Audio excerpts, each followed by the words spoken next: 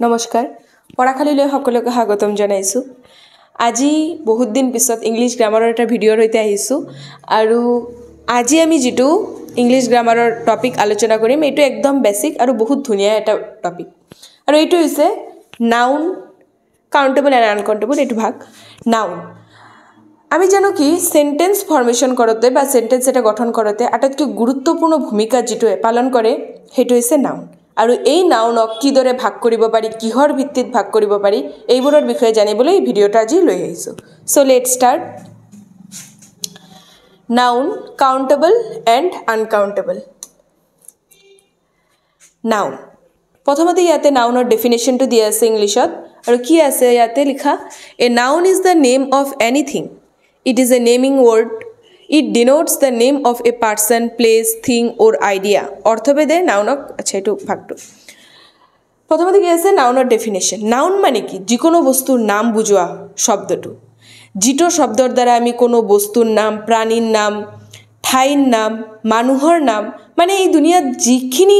বস্তুৰ নাম বুজোৱা হ'ব হেতুক আমি কি ব্যৱহাৰ কৰো নাউনৰ দ্বাৰা প্ৰকাশ কৰো আৰু এইটোকে নাউন বুলি কোৱা হয় অৰ্থভেদে নাউনক প্ৰধানকৈ দুটা শ্ৰেণীত বিভক্ত কৰা হয়েছে অৰ্থাৎ অৰ্থৰ ভিত্তিত নাউনক দুটা ভাগত ভাগ কৰা হয়েছে এই দুটা কি কি কনক্ৰিট নাউন আৰু অ্যাবস্ট্ৰাক্ট নাউন এতিয়া কনক্ৰিট নাউন কি আৰু অ্যাবস্ট্রাক্ট নাউন কি প্রথমতে ইংলিশত আমি ডেফিনেশনটো দেখিলাম concrete noun a concrete noun is a word that denotes something concrete something that we can touch taste or see it exists physically or materially this is a table okay তেনেহলে concrete noun কি জীবৰ বস্তুক আমি স্পৰ্শ কৰিব পাৰো বা অনুভৱ কৰিব পাৰো মানে এটো কি কম ৰিয়েল যেটো যিবিলাক বস্তু আমি চকুৰে দেখিব পাৰো ধৰিব পাৰো স্পৰ্শ কৰিব পাৰো অনুভৱ কৰিব পাৰো এনে ধৰণৰ বস্তু কি বুলি কোৱা হয় কনক্ৰিট নাউন উদাহৰণ হিচাপে কি লোৱা হৈছে gold is precious Shamir is reading we drink water ইয়াতে নাউন কোন বিলাক গোল্ড Shamir water গোল্ড কি এটা এনেকুৱা বস্তু জীৱৰক আমি ধৰিব পাৰো স্পৰ্শ কৰিব পাৰো অনুভৱ কৰিব পাৰো দেখিব পাৰো মানে ৰিয়েল ওয়াৰ্ল্ডত এবোৰ এক্সিস্ট কৰে তেনেহলে ইয়াতে গোল্ডটো হৈছে কনক্ৰিট নাউন ইয়াৰ পিছত কি আছে Shamir Shamir এজন কি লৰাৰ নাম বা মানুহৰ নাম ইয়াক এজন মানুহক আমি কি স্পৰ্শ কৰিব পাৰিম মানুহজনৰ লগত কথা পাতিব পাৰিম মানুহজনক অনুভৱ কৰিব পাৰিম গতিকে ইয়াতে Shamir হৈছে কনক্ৰিট নাউন উই ড্ৰিঙ্ক ওয়াটাৰ ওয়াটাৰ ইয়াতে কনক্ৰিট নাউন কাৰণ পানী আমি চুব পাৰো স্পৰ্শ কৰিব পাৰো এটো খাব পাৰো টেস্ট কৰিব পাৰো হে ইয়াতে ওয়াটার হৈছে কনক্রিট নাউন নেক্সট কি আছে abstract noun Abstract noun or definition ki dise an abstract noun is a word that denotes something that is abstract something that we can think of but cannot touch or see the thing denoted is often an idea or emotion it may express a quality a state a feeling or action a general idea or system of thoughts abstract noun is a concrete noun or opposite concrete নাউনটো যিদৰে আমি স্পৰ্শ কৰিব পাৰো অনুভৱ কৰিব পাৰো মানে ৰিয়েল ওয়াৰ্ল্ডত যিবোৰ এক্সিস্ট কৰে আমাৰ সন্মুখত আমি দেখিবলৈ পাও ধৰিবলৈ পাও এই ধৰণৰ বস্তু হৈছে কনক্ৰিট নাউন আৰু ইয়াৰ অপোজিট অ্যাবস্ট্ৰাক্ট নাউন মানে কি যিবোৰ বস্তুক আমি ধাৰণা কৰি ল'ব লাগে এইবোৰক আমি স্পৰ্শ কৰিব নোৱাৰো বা ইয়াৰ লগত আমি কথা পাতিব নোৱাৰো বা এইবোৰক অনুভৱ কৰিব নোৱাৰো সুই কিনে সেইবোৰ হৈছে অ্যাবস্ট্ৰাক্ট নাউন মানে যিবোৰ বস্তুক আমি ধাৰণা কৰি ধাৰণা কৰি ল'ব লাগে সেই ধৰণৰ নাউনক অ্যাবস্ট্ৰাক্ট নাউন বুলি কোৱা হয় এক্সাম্পলত কি লোৱা আছে Helen is known for her beauty we want freedom honesty is the best policy এতিয়া এই সেন্টেন্সটোত Helen is known for her beauty ইয়াতে হেলেন যিদৰে কনক্ৰিট নাউন ইয়াতে কোন বস্তুটোক আমি স্পৰ্শ কৰিব নোৱাৰো এইটো কেৱল ধাৰণা কৰি ল'ব পাৰো ইয়াতে এনেকা কোনটো নাউন আছে বিউটি সৌন্দৰ্য এইটুক আমি অনুভৱ মানে এইটুক আমি ধাৰণা কৰি ল'ব পাৰো কৰিব পাৰো কিন্তু ইয়াক চুব নোৱাৰো বা স্পৰ্শ কৰিব নোৱাৰো তেনেহলে এই সেন্টেন্সটোত বিউটি হৈছে অ্যাবস্ট্ৰাক্ট নাউন উই ওয়ান্ট ফ্ৰিডম স্বাধীনতা এটো আমি ধাৰণা কৰি ল'ব পাৰো এটো আমি আমাৰ সন্মুখত থিয় হ'ব পাৰিব নেকি স্বাধীনতা নোৱাৰি গতিকে এই সেন্টেন্সটোত অ্যাবস্ট্ৰাক্ট নাউন হৈছে freedom honesty is the best policy সততা সততা কি আমি ধাৰণা কৰিব পাৰো কিন্তু এইটো আমাৰ সন্মুখত আহিব নোৱাৰে বা আমি এইটোক চুব নোৱাৰো স্পৰ্শ কৰিব নোৱাৰো হে এই সেন্টেন্সটোত অনেষ্টি ইজ এ এবস্ট্ৰাক্ট নাউন তেনেহলে কি বুজা পালো জীৱৰ বস্তুক আমি ধাৰণা কৰি লওঁ এজন মানুহৰ গুণ দোষ ভাল বেয়া জীৱৰ আমি ধাৰণা কৰো এইবোৰ বস্তুক এবস্ট্ৰাক্ট নাউন বুলি কোৱা হয় আৰু যিজন মানুহ ৰাম শ্যাম যদু এই ধৰণৰ মানুহ কোনো ঠাইৰ নাম বস্তুৰ নাম যাৰ বিষয়ে ধাৰণা কৰা হয় সেই বস্তুটোক আমি কি কওঁ কনক্ৰিট নাউন মানে যেটোক আমি স্পৰ্শ কৰিব পাৰো যাক দেখিব পাৰো এই ধৰণৰ বস্তুবোৰক কনক্ৰিট নাউন বুলি কয় সো ক্লিয়াৰ এতিয়া দেখো কি আছে next concrete nouns may be subdivided into 4 groups they are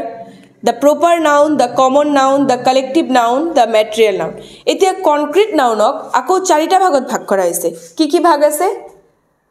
the proper noun definition কি দি আছে proper nounor a proper noun is the name by which a particular person place of thing is called they are all names of particular person place or things a proper noun begins with a capital letter proper noun মানে নিৰ্দিষ্টকৈ কোনো ঠাই কোনো বস্তুৰ নাম বুজাবলৈ যিবোৰ noun আমি ব্যৱহাৰ কৰো হেইবোৰক proper noun বুলি কোৱা হয় এক্সাম্পল হিচাপে কি লৈছে আৰু proper nounৰ এটা বৈশিষ্ট্য কি আছে proper noun বোৰ সদায় ক্যাপিটাল proper nounৰ প্ৰথম যেটো লেটাৰ থাকে এটো সদায় ক্যাপিটাল লেটাৰ হয় এক্সাম্পলত কি লোৱা হৈছে ইন্ডিয়া ইজ आवर মাদাৰল্যান্ড ইয়াতে কোনটো proper noun হ'ব ইন্ডিয়া ভাৰত ইয়াতে এটা পাৰ্টিকুলাৰ নিৰ্দিষ্টকৈ বুজোৱা proper noun বুজোৱা হৈছে ইন্ডিয়া ভাৰত আৰু ইয়াতে আমি কি দেখা পাইছো ইয়াৰ প্ৰথম যেটো লেটাৰ আছে ক্যাপিটাল লেটাৰ হৈছে গতিকে ইন্ডিয়াটো ইয়াতে proper noun তাৰ পিছত আছে Sahil is a good player ইয়াতে সালিল is a good player ইয়াতে সালিল টক proper noun হিচাপে বুজোৱা হৈছে সালিল যেহেতু নাম ইয়াৰো প্ৰথম লেটাৰটো ক্যাপিটাল লেটাৰ আৰু সালিল ইয়াতে proper noun তাৰ পিছত আছে we lives in কলকাতা ইয়াতে ইন্ডিয়াৰ দৰে কলকাতা এই ঠাইখনৰ নামও proper noun বুজোৱা হৈছে ইয়াতেও ঠাইখনৰ প্ৰথম লেটাৰটো কিৰে স্টাৰ্ট হৈছে ক্যাপিটাল লেটাৰ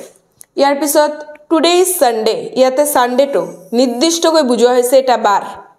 দেওবাৰৰ কথা নিৰ্দিষ্টকৈ বুজোৱা হৈছে আৰু ইয়াতে হেইভাবে প্ৰথম লেটাৰটো ক্যাপিটাল লেটাৰ হৈছে The Brahmaputra is a big river Brahmaputra proper noun নিৰ্দিষ্টকৈ বুজোৱা এখন নদীৰ নাম হেইভাবে ইয়াতেও প্ৰথম লেটাৰটো ক্যাপিটাল হৈছে He came in April মাহ এটা নিৰ্দিষ্ট মাহৰ কথা বুজোৱা হৈছে এপ্ৰিল হেইভাবে ইয়াতে a টু ক্যাপিটাল লেটার আছে next common noun a common noun is the name that is given to any one of a class or kind of person places or things example the cow is a useful animal this is a cup man is mortal boys are playing মানে জীবৰ noun বা শব্দৰ দ্বাৰা আমি কোনো এটা প্ৰজাতি বা শ্ৰেণীক গোটেইখিনি একেলগে বুজাও লৰাবৰি মানুহ জাতিটো এই ধৰে কিছুমান আমি নাউন আছে জীৱৰৰ দ্বাৰা আমি কি গোটেই জাতিটোক বা শ্ৰেণীটোক একেলগে বুজাও হেইবোৰক কমন নাউন বুলি কোৱা হয় সেন্টেন্সত এক্সাম্পলত কি লোৱা হৈছে the cow is a useful animal কাউটো কি এটা গৰুৰ কথা কোৱা হৈছে নেকি নহয় the cow is a useful animal মানে ইয়াতে গৰু প্ৰজাতিটোৰ কথা কোৱা হৈছে গৰু প্ৰজাতিটো ব্যৱহাৰৰ উপযোগী প্ৰাণী হে ইয়াতে কাউটো কি হ'ব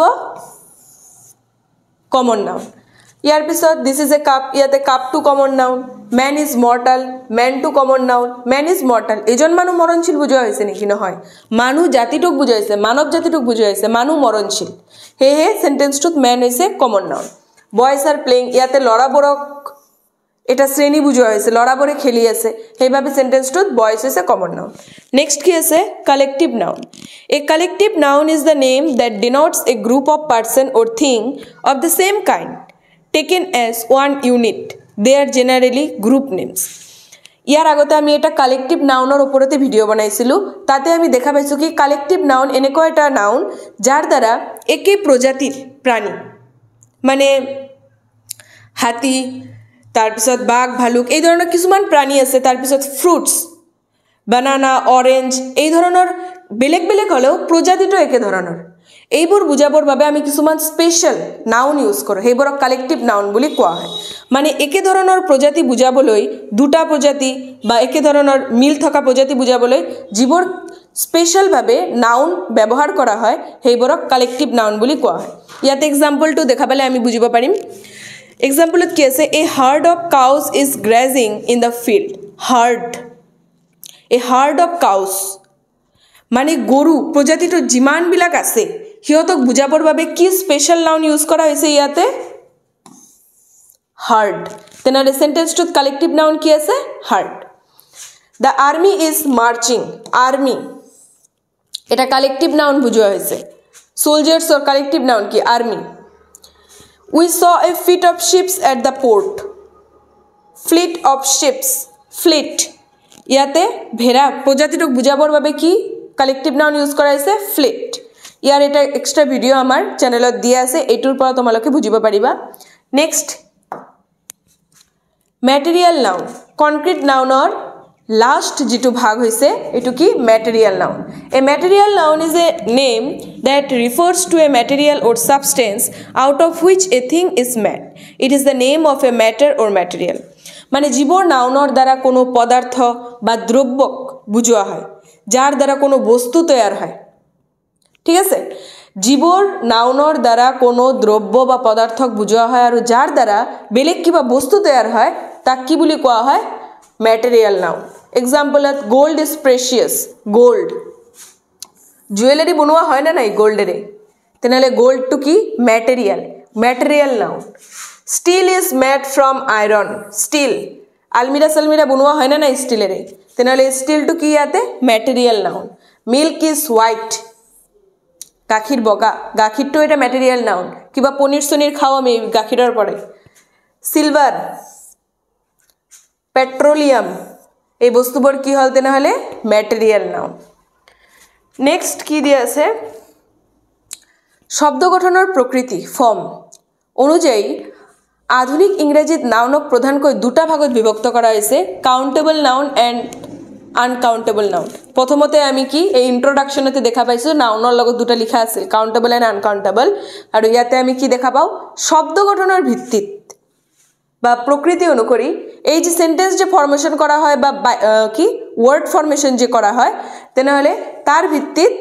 ইংৰাজীত নাউনক দুটা ভাগত ভাগ কৰা হৈছে কাউন্টেবল নাউন আৰু uncountable noun countable nouns refers to persons or things that can be counted countable noun কি কাউন্ট মানে কি গুণা যিবোৰ বস্তুক আমি কাউন্ট কৰিব পাৰো মানুহক কাউন্ট কৰিব পাৰো নে নোৱাৰো গৰু ছাগলী এইবোৰক কি কাউন্ট কৰিব পাৰো countable noun refers to person or thing that can be counted যিবোৰ বস্তুক আমি গণিব পাৰো হিসাব কৰিব পাৰো 1 2 3 4 এইদৰে নাম্বাৰিং কৰিব পাৰো এইবোৰক কি কাউন্টেবল নাউন বুলি কোৱা হয় এক্সাম্পল বয় বয়স গাৰ্ল গাৰ্লস বুক বুকস এজন লৰা দুজন লৰা বহুত লৰা এজনী ছোৱালী দুজনী ছোৱালী বহুত গৰাকী ছোৱালী গতিকে এইদৰে যিবোৰ বস্তুক আমি এটা দুটা তিনিটা চাৰিটা বহুত কাউন্ট কৰিব পাৰো এইবোৰক কাউন্টেবল নাউন বুলি কোৱা হয় আৰু আনকাউন্টেবল নাউন যিবোৰক আমি যিবোৰ বস্তু বা নামক আমি কাউন্ট কৰিব নোৱাৰো মানে কি গাখীৰক কাউন্ট কৰিব পাৰি জানো একটা গাখীৰ দুটা গাখীৰ নহয় এটো পৰিমাণ হ'ব গতিকে যিবোৰ বস্তুক আমি কাউন্ট কৰিব নোৱাৰো নাম্বাৰিং কৰিব নোৱাৰো সেইবোৰক কি আনকাউন্টেবল নাউন বুলি কোৱা হয় ইয়াতে কি আছে এক্সাম্পলতো মিল্ক দি আছে milk water honesty silver sugar air kindness হে বতাহক আমি কিবা কাউন্ট কৰিব পাৰো নেকি নোৱাৰো কাইন্ডনেস দয়ালু ভাৱক কাৰোবাৰ কিমান একটা দয়ালু ভাৱ দুটা দয়ালু ভাৱ এইদৰে ক'ব পাৰো নোৱাৰো গতিকে যিবোৰ বস্তু ইমোশন হক মানুহৰ ভাল বেয়া হক যিবোৰক নাম্বাৰিং কৰিব নোৱাৰো গুণিব নোৱাৰো কাউন্ট কৰিব নোৱাৰো এইবোৰক আনকাউন্টেবল নাউন বুলি কোৱা হয় গতিকে আজিৰ বাবে ইখিনিয়ে আজি টপিকটো একদম বেসিক আছিল জানো হয়তো তোমালোকৰ সকলো এই বেসিক টপিকটোৰ বিষয়ে জনা আছে তথাপি কিছুমান সৰু সৰু বস্তু ক্লিয়াৰ কৰাৰ বাবে আজিৰ ভিডিওটো লৈ আহা হৈছে আজিৰ বাবে ইখিনিয়ে ভিডিওটো ভাল লাগিলে তোমালোকে এটা লাইক কৰি দিবা চেনেলটো সাবস্ক্ৰাইব কৰিবা আৰু কিবা ডাউট কিবা কোৱেশ্চন থাকিলে তোমালোকে কমেন্টত জনাব পাৰা সো নমস্কাৰ